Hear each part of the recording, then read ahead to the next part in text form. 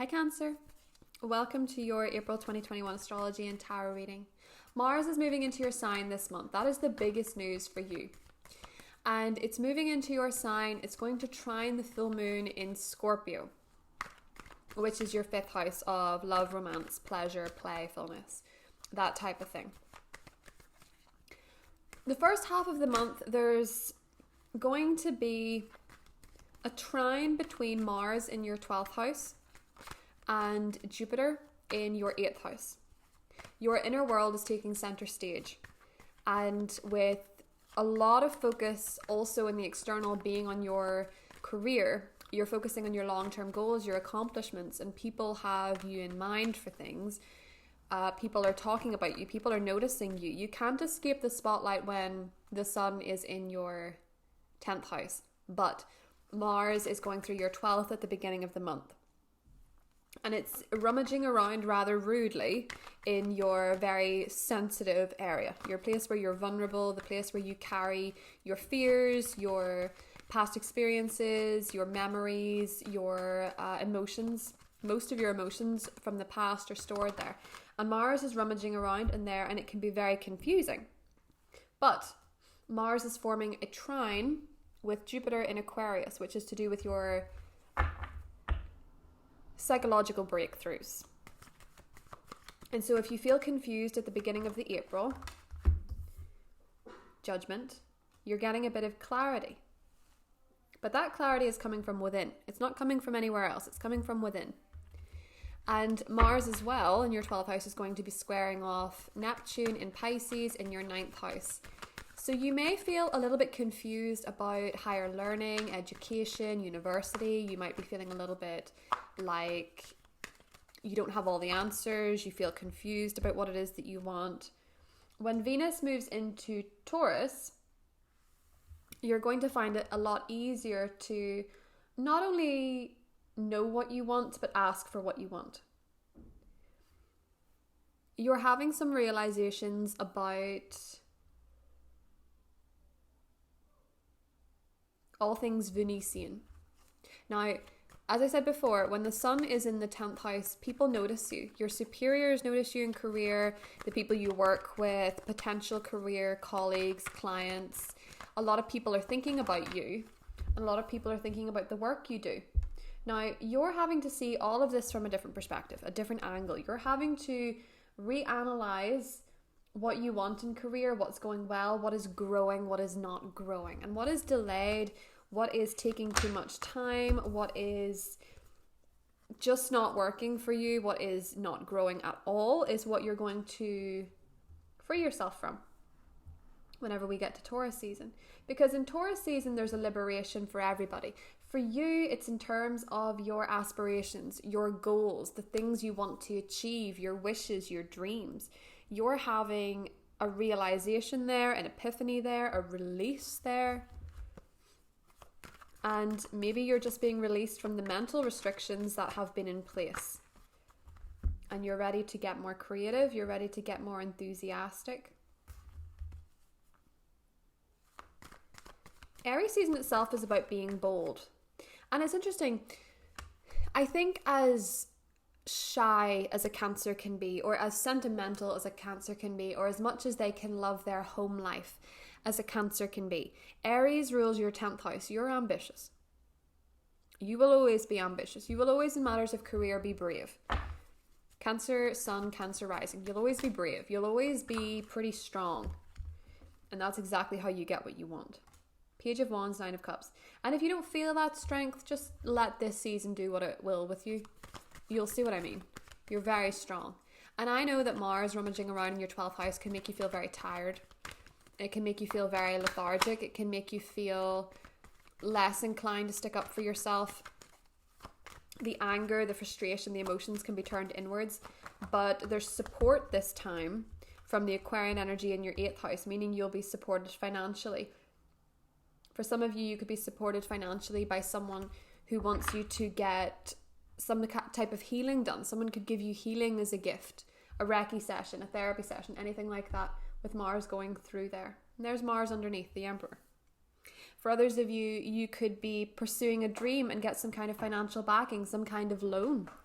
could be presented to you this month. And as we move into Taurus season, you feel like the gifts keep on giving. Somebody's giving you a gift this month. Could be a fire sign. It could be a child of yours around that Scorpio full moon. They could be giving you a gift. They could be giving you a present. Some of you will be feeling more inspired, more creative. You could get through those writer's blocks, those creative blocks, those thoughts that just aren't making any sense, that mental clog that we start the month with, where you're just not quite sure. You have a lot of options, you have a lot of decisions, you have a lot of things that you think you might want to do, you have a lot of things that you think you feel, you're confused. But very, very quickly, that confusion is dissipated by the Aries new moon. That's when you get really clear. And a couple of days after the Aries moon, you feel like you're having a bit of a breakthrough. You feel like you're having a bit of a mental breakthrough. You're seeing things differently. You're changing your perspective. And when you change your perspective, you can see where you've limited yourself, either in your choices for your career, your time, your relationships. You'll see where you've limited yourself a little bit. And most of it's been mental. It's been through mental choices. It's been through a pattern. The thing about Mars in the 12th that I do like is that Mars can really aggressively uproot a problem. It's kind of like what are those things called? Are they prairie dogs? It's kind of like letting maybe it's a gopher or something in your garden and it just starts uprooting all this different stuff. It maybe is a little bit like letting a goat loose on your laundry. Like if you hang up all your laundry in your garden and you let a goat in there, they'll just eat it all. They'll be ruthless. They'll just eat it. They'll just destroy it. And it'll be kind of obvious. Mars is like that too. Mars going around in the 12th house can feel kind of vicious. It can feel kind of aggressive, kind of ruthless, but it is showing you stuff. And it might be holding up a mirror. It might be holding up a mirror to things about yourself that you don't like. Things about yourself that you want to fix. And then when Mars goes into your sign, you're more than ready to fix them. But the thing is, when Mars goes into your sign, you're more confident. You're very confident. 9 of Cups and the Page of Wands, your confidence this month gets a beautiful boost. And that confidence is going to draw into your experience gifts, financial backing, support, equality. It's going to bring in reciprocity, feeling like people are on the same page with you. It's just that with the Judgment card and the Empress at the top, your perspective, Cancer, is that you need to see your worth in a situation. Even if you don't have all the answers, even if you're a novice at something, beginning at something, even if you've been out of the loop, if you feel like you don't have all the answers, if you don't really know what to say, that doesn't change the fact that you are who you are and you're worthy and you have gifts and things to offer. Aries season is very much about knowing what you have to offer, and it's very much about knowing how you define yourself. And so Venus in Aries for you is going to make you incredibly attractive to prosperity, incredibly attractive to opportunities. In fact, if you're in an Empress style profession, be it beauty, fashion, cooking, decorating, creating, anything where you're creative, anything where you're getting creative with your mind, your hands, your whatever, anything that you're being creative with, Cancer, will flourish this month, especially if that's your profession. But around the Scorpio full moon, you're going to feel really inspired to create because you're being liberated from old aspirations, old dreams, old friendships, these type of things that just are holding you back. They're not worth it anymore. You don't align with them. And you're seeing where you could get more creative. You could think outside the box. You could dream a little bit bigger. Dream a little bit bigger. If you're dealing with a Taurus or a Libra, I think you do need to see things from a different perspective than what you currently do. And whatever that means for you, it just means, opening your mind to what other way you could see this, because that seems to be pretty important, especially if they've told you something big or they've done something big. If you're dealing with an Aries or a Scorpio, there is a big, big spark, big passion, a lot of excitement. But also if you're self-employed, this is really a month to love what you do. Really a month to love what you do. For some of you, you could be finding love at work. You could experience love at work. You could meet somebody through a boss. You could meet somebody through the man in your life. You could meet someone who is in a similar line of work, something like that. That's where your romance could be, Cancer. Let's have a little look at your animal spirit cards. Now, when Venus moves into your 11th house in Taurus, you'll be more inclined to connect with people online. You'll be more inclined to connect to your friendships. You'll want to spend more time with your friendships.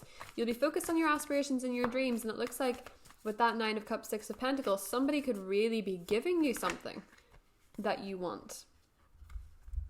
With the moth and the starfish as your animal spirit cards, I feel that the moth is very much a moth to the flame style energy with the starfish. Be careful of falling for somebody just because you think they're really attractive, or because they drive a nice car, or because they work a really rich job. Be careful of that, because that could really burn you. If somebody seems too good to be true, they tick all the boxes, but you don't actually connect with them, just be careful about that. In fact, that Judgment card in the Empress, if you're dealing with a Libra or maybe an Aquarius that is very attractive but they're not coming up to scratch, just be careful about that. If you pick someone for shallow means, you'll probably get a shallow person or have a shallow relationship. And I don't think you really want that. You're certainly not going to want that in Gemini season that is right around the corner.